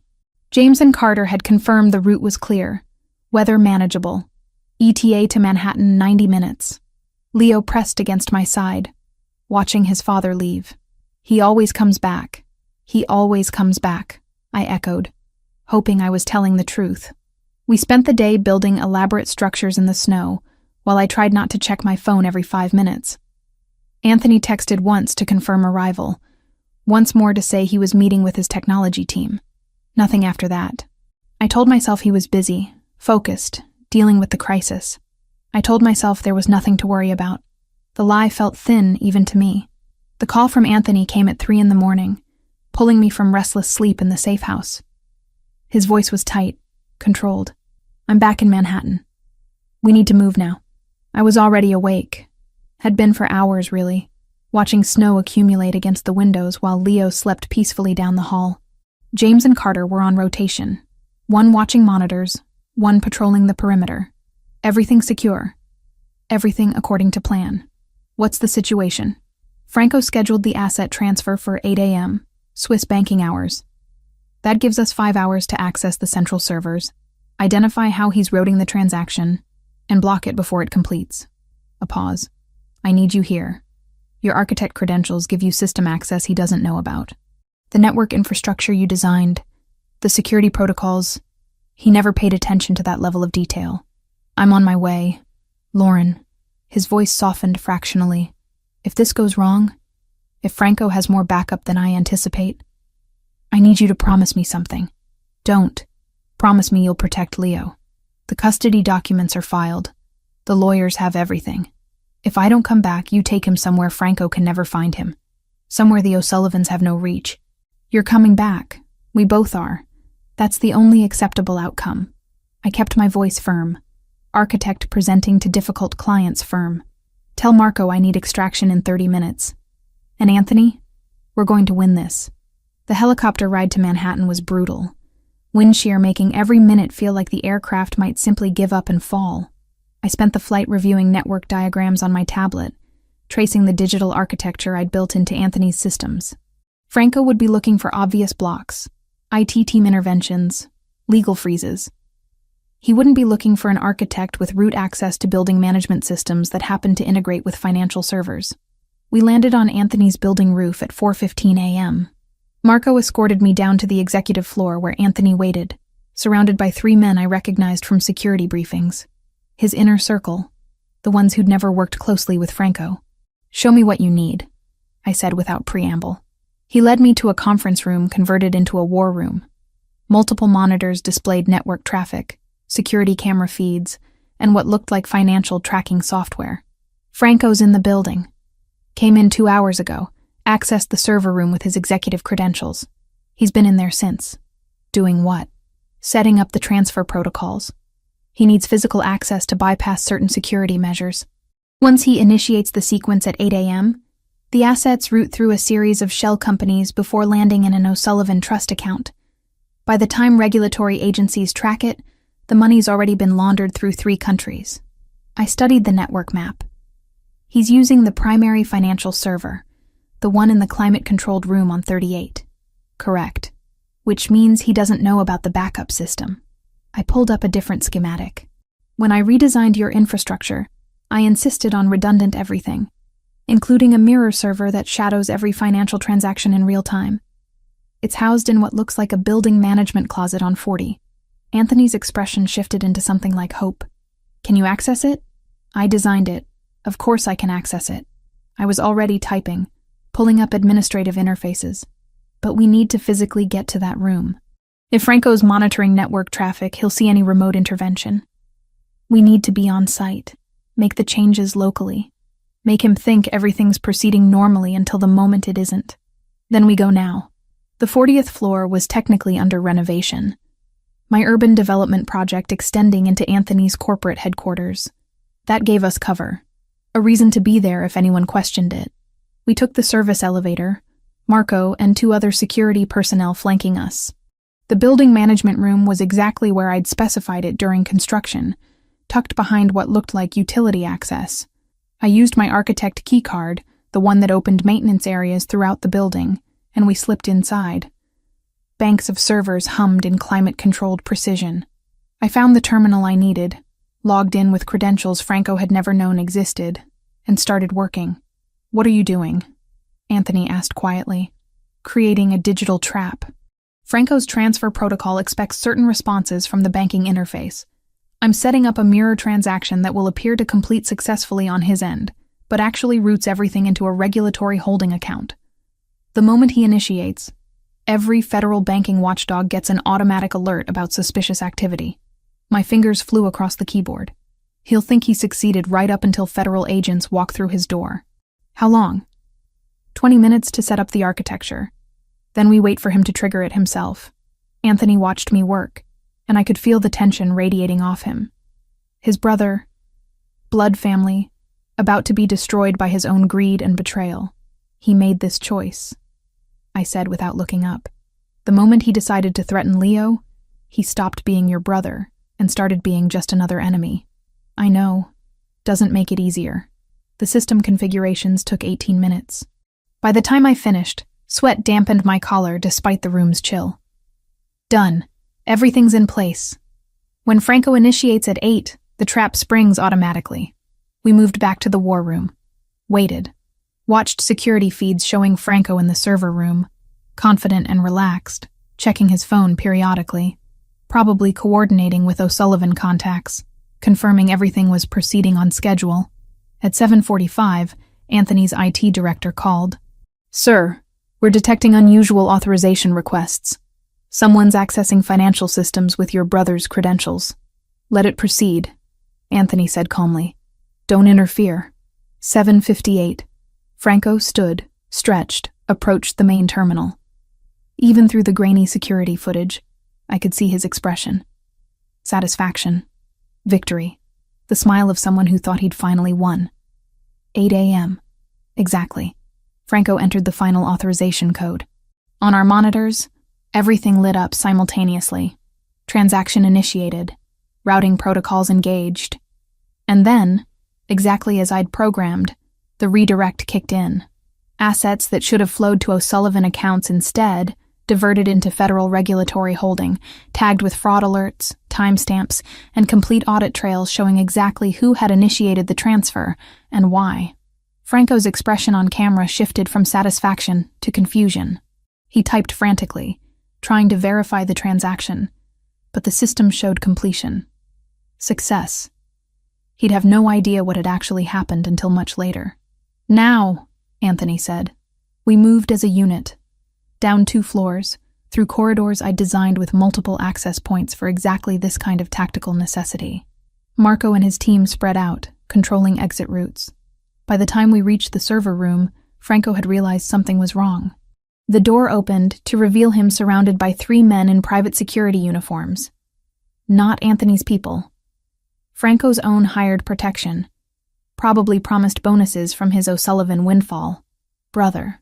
Franco's voice dripped with false warmth that couldn't quite hide the edge of panic. "Come to congratulate me on my successful transaction? Come to watch you fail," Anthony replied evenly. "Your transfer didn't go where you thought, Franco. Every asset you tried to steal is now frozen in regulatory investigation. The FBI received automatic notifications the moment you initiated. They're probably in the building already." Franco's face went white. "You couldn't have. The system, I checked everything. You checked the primary system. You never knew about the backup." Anthony stepped forward. "You betrayed your family for money and revenge. You threatened my son. You collaborated with people who tried to kill Leo. For what? Pride? Resentment because you didn't inherit the throne you thought you deserved? You took everything from me." Franco's composure cracked completely. "I built this with you, bled for this family. And you just decided one day to go legitimate, cut out half our revenue streams, make us look weak in front of the other families. I decided to build something Leo could inherit without shame. Something that wouldn't destroy him the way this life destroyed me. Destroyed you." Anthony's voice was cold. "You could have been part of that future. Instead, you chose to tear it down." Franco reached inside his jacket. His security team moved, but Marco was faster. Gunshots rang out. deafening in the enclosed space. Franco's man went down. The others hesitated, hands raised, clearly not paid enough to die for someone else's vendetta. Then Franco did something I didn't expect. He pulled a phone, not a gun, typed frantically, and smiled, vicious and triumphant. "You think you've won? You think blocking money matters?" He held up the phone screen. "I had a contingency, brother. Insurance for exactly this scenario. My O'Sullivan contacts have had a team positioned near your precious safe house for days. The moment you blocked the transfer, the moment I sent this signal, they move on your location." My blood went ice cold. "Leo, your boy and your architect's little arrangement, both wrapped up in one convenient package." Franco's smile widened. "Give me what I want, everything you blocked, or you'll never see either of them alive again." Anthony moved so fast I barely registered it. He had Franco slammed against the server rack, forearm across his throat. "Where?" "Exact location." "Catskills property, the one you thought was so secret. We've known for weeks, hacked your system, copied your tracking protocols." Franco gasped for air. "They're waiting for my signal. Give me the assets, or I send it now." Everything slowed down. Every calculation I'd made, every security protocol, every careful design meant to protect Leo. And Franco had circumvented all of it through simple human treachery and digital infiltration we hadn't anticipated at that level. "We need to go," I said. "Now. Helicopter to the property. Full tactical team." "He's bluffing," Anthony said, but uncertainty crept into his voice. "Maybe. But can you risk Leo's life on maybe?" I grabbed my phone, tried calling James. No answer. Carter. Same. My stomach dropped. The safe house isn't responding. Anthony released Franco, who crumpled, gasping, to Marco. "Secure him. Everyone on the O'Sullivan payroll in this building. Take them into custody. Call my FBI contact. Tell them Franco Ravellini is ready for federal questioning about racketeering and attempted financial fraud." To me, "Let's move." The helicopter was already spooling up when we reached the roof.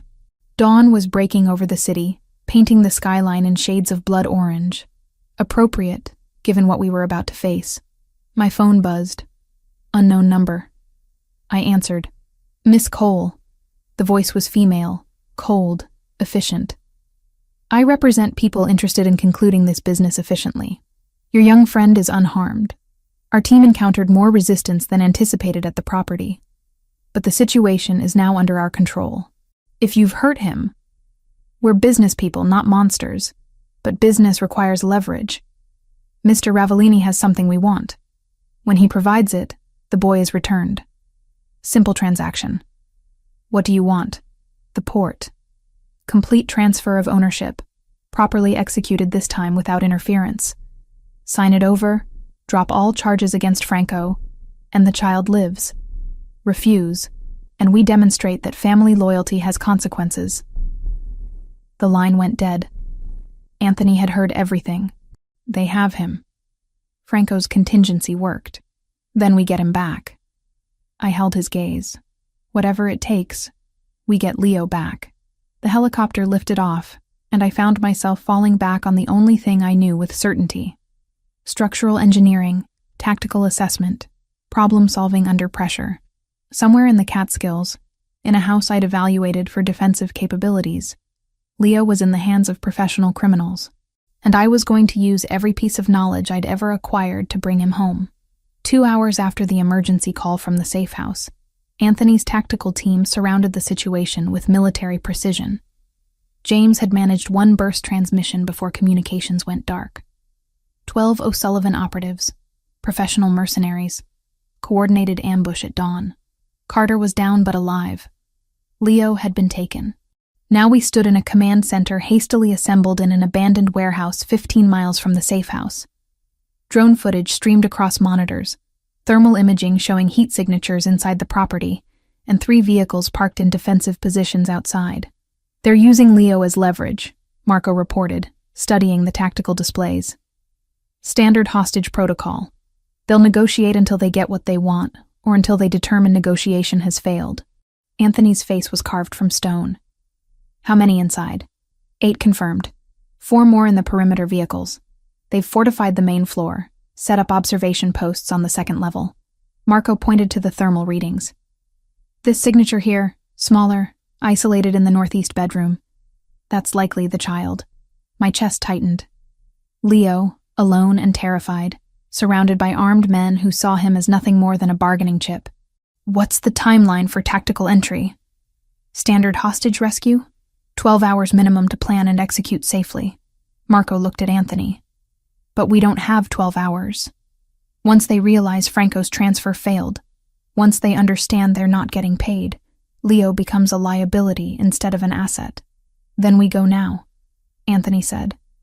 Sir, with respect, a hasty assault increases the risk to the child exponentially. Marco's voice was careful but firm. These are professionals. They'll have kill orders if they're breached. I studied the architectural plans I'd pulled up on my tablet. The safe house. The one I'd evaluated for defensive capabilities weeks ago. I knew every room, every window, every structural detail. There's another option. Everyone turned to look at me. The house has a secondary access point. A utility tunnel from the original build connects to the root cellar. It's marked on the original blueprints, but the entrance is concealed behind what looks like foundation stone. I pulled up the schematic. I specified it be maintained during renovations specifically for emergency egress. The O'Sullivans wouldn't know about it unless they had the original architectural surveys. Anthony moved to my side, studying the plans. How wide? Maybe 3 feet. Tight fit, but navigable. Opens inside the pantry off the kitchen. If their forces are concentrated on main entry points and upper observation posts, the kitchen might be minimally guarded. Might be. Marco's skepticism was evident. That's a lot of uncertainty to risk a child's life on. Every option risks his life. I shot back. The question is which risk gives us the best odds. I looked at Anthony. I designed that house. I know the sight lines, the blind spots, the structural weaknesses. I can get inside. Absolutely not. Anthony's voice was flat. You're not trained for tactical operations. Neither is Leo, but he's in there anyway. I held his gaze.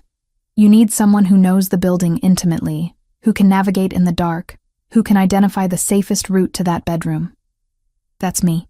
She's right. Marco's admission clearly cost him. Our team knows standard building layouts, but this structure has custom modifications. The architect would have knowledge we can't match. Anthony's jaw worked. If something goes wrong, sitting here planning, Leo dies anyway. I reached for his hand. Let me do this. Let me bring him home. The silence stretched. Finally, Anthony nodded once, sharp and decisive. Marco, outfit her with communications and body armor. Light gear, nothing that restricts movement in confined spaces. I want eyes on her every second. 30 minutes later, I was crawling through a tunnel that smelled of earth and old stone, a tactical headlamp providing the only light. Marco's voice came through my earpiece, directing based on drone surveillance above ground. You're 50 feet from the pantry access. No thermal signatures in the kitchen currently, but one hostile patrol passing through every 8 minutes. You'll have a window. The tunnel ended at a stone panel I'd specified during construction. I pushed carefully, feeling it rotate on concealed hinges, and emerged into darkness. The pantry. I pulled myself up, closed the access behind me, and paused to orient myself. Voices filtered from nearby. 2 men, speaking in clipped professional tones about perimeter security and extraction timelines. I pressed against the wall, controlling my breathing the way Anthony had taught me during the crane collapse. Fear was information, not a weakness. Target is quiet, one voice said. Hasn't made a sound since we secured him. Smart kid or traumatized? Hard to tell. Boss says if the transfer doesn't clear by noon, we eliminate the asset and extract. No witnesses, no loose ends. My blood turned to ice. Noon. That gave us 3 hours. I waited until their footsteps receded, then moved. The kitchen opened into a hallway I'd designed with multiple doorways for traffic flow. Now those doorways provided cover. I slipped from shadow to shadow, my architect's knowledge of the building allowing me to anticipate squeaking floorboards, avoid furniture placement, navigate without sight. Marco's voice. 2 hostiles on the stairs.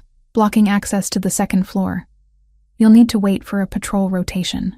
How long? 4 minutes. I pressed into a doorway alcove and waited. Counted seconds. Thought about Leo alone upstairs, probably replaying the ambush in his mind, wondering if anyone was coming. I'd promised him I'd keep him safe. I'd promised Anthony I'd protect his son. I wasn't breaking those promises. The hostile patrol moved past, heading toward the kitchen. I had maybe 90 seconds before they'd return. I took the stairs silently, testing each step for creaks before committing my weight. At the top, a hallway stretched toward the northeast bedroom. One guard sat outside the door, weapon across his lap, scrolling through his phone with the bored expression of someone on babysitting duty. One hostile outside the target room. I whispered into my comms. I need a distraction. Stand by. Marco's voice. Then seconds later, an explosion of sound from outside. Gunfire, shouting, the sound of vehicles approaching. The guard jumped up, moved toward the window to investigate. I ran. Hit the bedroom door, wrenched it open, saw Leo sitting on the bed looking small and terrified and alive. His eyes went wide. Miss Lauren? We're leaving, right now. Stay close to me and don't make a sound. I grabbed his hand and pulled him toward the hallway. The guard was at the window, speaking urgently into a radio. We had seconds. The window at the end of the hall. I'd specified reinforced glass, but I'd also insisted on emergency release latches for fire egress. I found it, triggered it, and the window swung outward. Below, a 12-foot drop to a snow-covered roof section I'd designed as decorative architecture. Can you climb? I asked Leo. He nodded, pale but determined. Then climb. I'm right behind you. He went through the window as shouts erupted behind us. The guard had realized what was happening. I pushed Leo toward the roof edge where a drainage pipe offered handholds, then followed as gunfire cracked above our heads. We scrambled down the pipe, my hands burning from the cold metal, Leo's smaller form moving with surprising agility. We hit the ground and ran toward the tree line where Marco's team was positioned. Gunfire intensified. Someone was shooting at us. I felt something impact my shoulder, pain blooming hot and sharp, but I didn't stop. Couldn't stop. Just kept running, Leo's hand in mine, the trees getting closer. Then Anthony was there, appearing from the shadows with 2 other operatives, returning fire toward the house. He grabbed Leo with one arm, his other hand steadying me as my legs tried to give out. I've got you both. Move. We reached the extraction point where vehicles waited, engines running. I collapsed into the back seat. Leo clutched against my chest, Anthony shouting orders for immediate evacuation. The world spun, adrenaline fading into shock and pain and overwhelming relief. You're bleeding. Leo's voice, small and scared. Just a scratch, I lied. Are you okay? Are you hurt? No, they didn't hurt me. They just locked me in the room. His eyes were huge. You came for me. Of course I came for you. I held him tighter. Always, Leo, always. Anthony was in the front seat coordinating with his team, but his eyes kept finding mine in the rearview mirror, checking, confirming we were real and alive and safe. The relief in his expression was stark. We drove for 30 minutes before switching vehicles, then another hour before reaching a private medical facility where Anthony's doctor waited. The bullet had passed through muscle tissue, missing anything vital. I'd been lucky.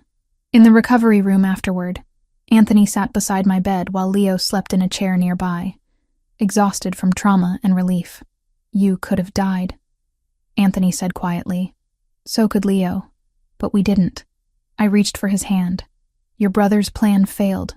The O'Sullivans lost their leverage. What happens now? Franco's in federal custody.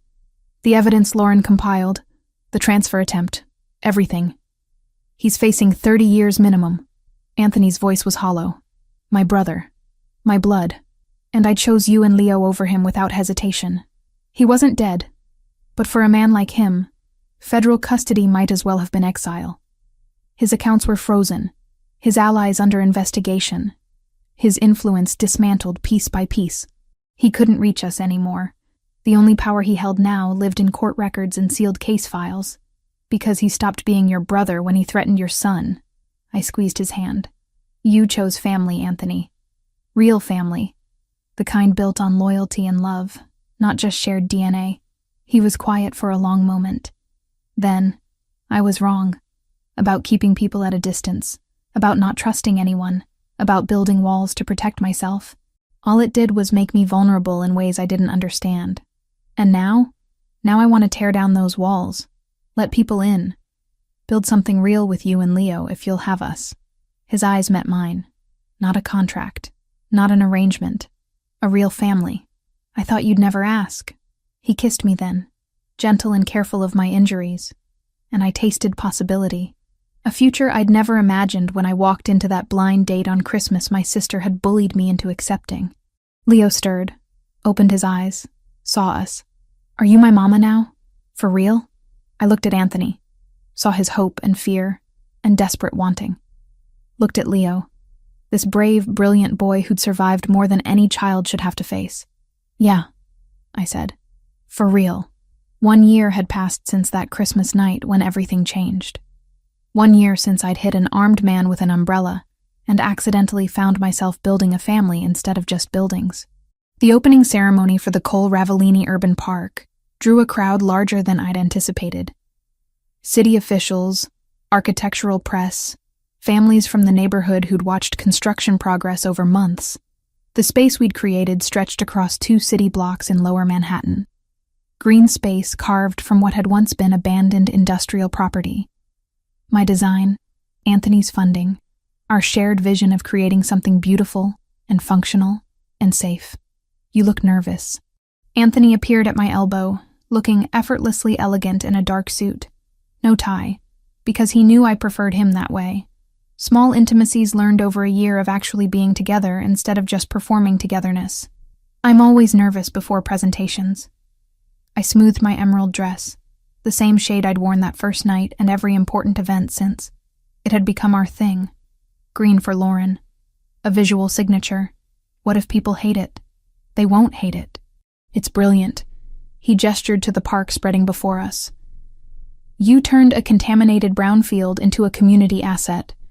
Children are already playing on equipment you designed to be both fun and developmentally appropriate. Elderly residents have walking paths with integrated seating at exactly the intervals your research indicated they'd need. You even built in tactical security features so seamlessly that nobody realizes they're being protected. The security was your requirement. The genius was making it invisible. He took my hand, squeezed. You did this, Lauren. Own it. Leo ran up, all 7 years of energy and excitement, clutching the sign he'd made himself. The letters were uneven but carefully colored. My mom built this. My chest tightened the way it always did when he called me mom. Real and official now.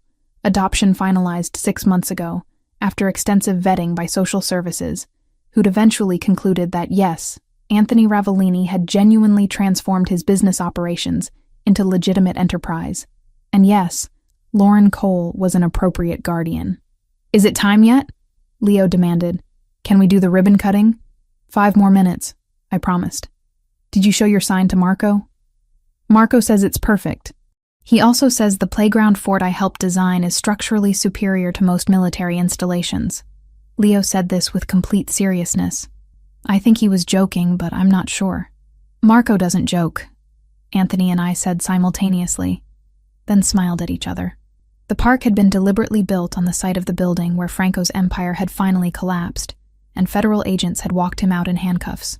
The symbolism wasn't lost on anyone who knew the full story. Destruction transformed into creation, death into life, betrayal into something resembling redemption.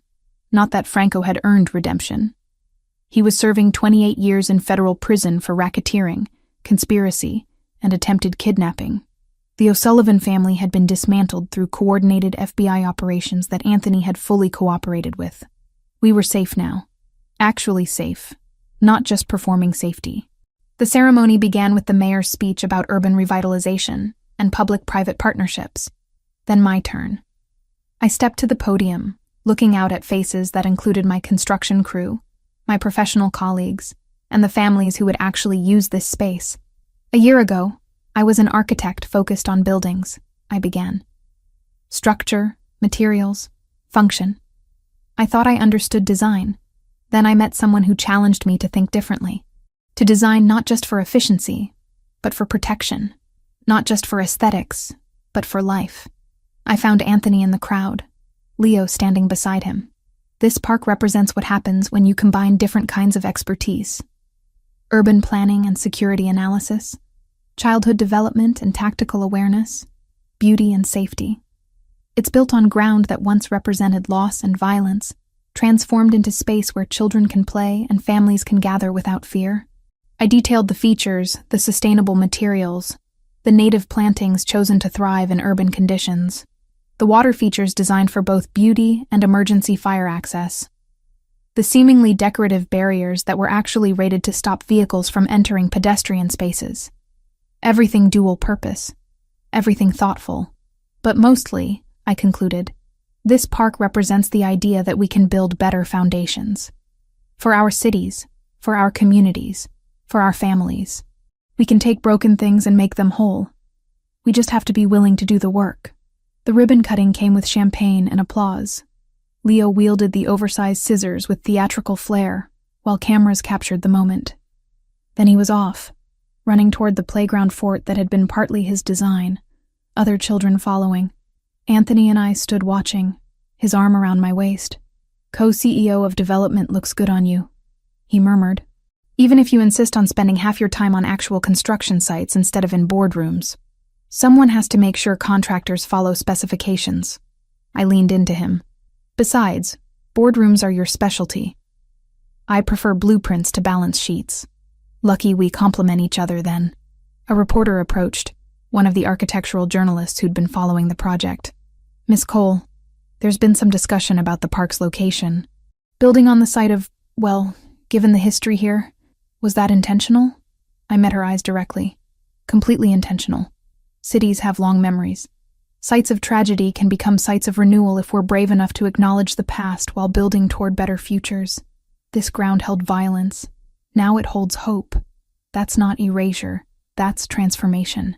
She nodded, satisfied, and moved on to photograph the water features. The sun was setting, painting the sky in shades of orange and gold. The park lights activated automatically, warm and welcoming. Families settled on benches. Children shrieked with joy from playground equipment, and the city hummed around us in its usual chaotic symphony. Papa, Mama, come see. Leo waved from the top of the fort structure, victorious. He called you Mama, Anthony observed. He's been doing that for months. I know. Still makes me happy every time. He turned to face me fully. I have something for you. Anthony, you already gave me the partnership, the co-CEO position, He pulled out a leather portfolio. Open it. Inside were property deeds. Multiple properties. The penthouse, the port, the warehouse development, a dozen others. All transferred to joint ownership. My name next to his on every single document. You already did this with the business holdings, I said quietly. You didn't have to. I want you to have everything. Legal partnership in all of it. Not because you need my money or my property, but because we built this together. The legitimate business, the clean operations, the life where Leo can grow up proud of his family instead of scared of it. His voice roughened. You redesigned more than buildings, Lauren. You redesigned me, us, everything. I kissed him. There in the park I'd built on the ruins of his old life, long and deep and unconcerned about the public setting. When we broke apart, his eyes held something I'd never seen that first Christmas night, when I'd been so certain I was destined for solitude. Marry me, he said. Not for appearance, not for CPS approval, not for business advantage. Marry me because I want to wake up next to you every morning for the rest of my life and know that you chose this, chose us, chose to stay, even when staying was terrifying. You're really asking me to marry you in a park, in front of 200 people, with no ring. I'm really asking you to marry you in a park you designed, at the opening ceremony for your greatest professional achievement, surrounded by people who respect your work, because you never wanted conventional romance anyway. You wanted partnership. He smiled. As for the ring, it's in my pocket. I've been carrying it for 3 months, waiting for the perfect moment. This felt right. He produced a ring, emerald center stone flanked by diamonds. And suddenly I understood why he'd insisted on reviewing the jewelry designs for the park's donor recognition wall. He'd been getting inspiration. "It's perfect," I breathed. "Is that a yes?" "That's a yes, you impossible man." I kissed him again. Yes to marriage. Yes to partnership. Yes to everything we've built and everything we're still building. Leo's cheer from the fort was audible across the entire park. "Finally. I told Papa to ask you months ago." The crowd laughed, applauded, and I felt the full weight of what we'd created. Not just this park, not just the business empire transformed from criminality to legitimacy, but actual family, the kind that chose each other daily, that worked through fear and trauma and impossibility to build something solid.